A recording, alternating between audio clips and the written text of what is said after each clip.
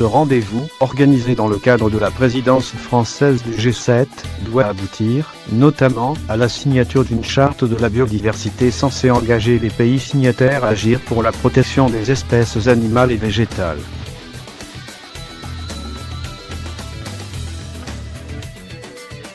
Les ministres de l'Environnement des pays du G7 ont ouvert dimanche, à Metz, Moselle, 2 jours de discussion placés sous le signe de la biodiversité, un thème mis en lumière par la publication imminente d'un rapport international alertant sur l'extinction massive d'espèces en cours.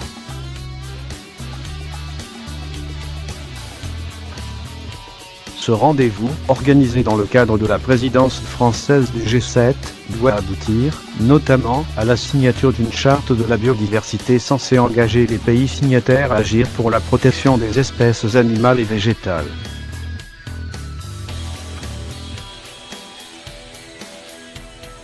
Le dérèglement climatique et la lutte contre les inégalités face aux bouleversements actuels sont également à l'ordre du jour de ce G7 environnement, réunissant les représentants des 7 pays les plus industrialisés de la planète, États-Unis, Canada, Japon, Allemagne, Royaume-Uni, France et Japon, et de 9 États conviés, dont l'Inde, le Mexique, l'Égypte et le Niger.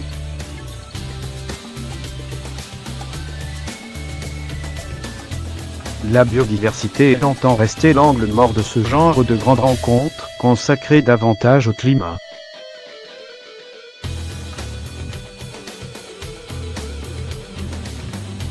Ces dernières années, le sujet a pris une importance nouvelle à la suite d'innombrables études montrant un déclin rapide de la diversité animale et végétale partout dans le monde, France incluse.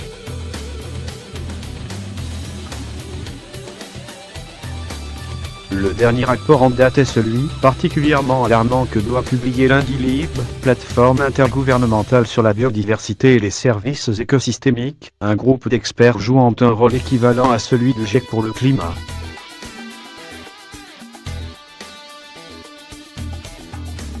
Un million d'espèces menacées.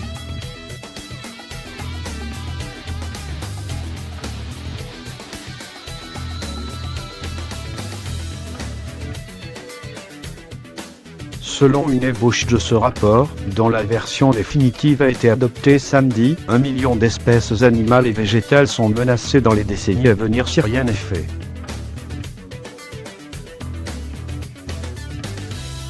En s'appuyant sur leurs informations, nous nous accorderons sur les meilleurs moyens pour rehausser la place accordée à la biodiversité sur la scène internationale et pour aboutir à un résultat ambitieux à la COP 15 sur la biodiversité, qui aura lieu l'an prochain en Chine et DLR, a déclaré le ministre français de la Transition écologique, François de Rugy, en préambule du G7 Environnement.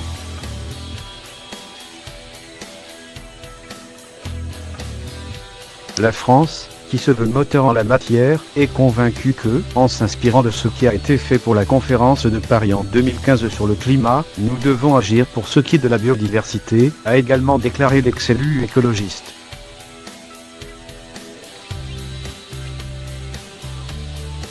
La préservation de la biodiversité implique d'agir sur les 5 causes à l'origine de son érosion, à savoir la destruction des habitats, des pollutions de toutes sortes, la surexploitation des ressources, la prolifération des espèces exotiques envahissantes et le changement climatique.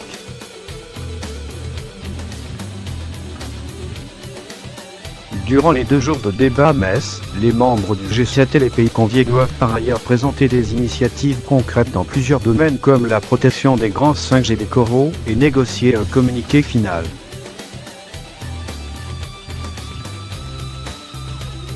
Le G7 Environnement est l'un des jalons de la présidence française, qui doit culminer avec le sommet de Biarritz, Pyrénées-Atlantiques, en présence des chefs d'État et de gouvernement, prévu du 24 au 26 août.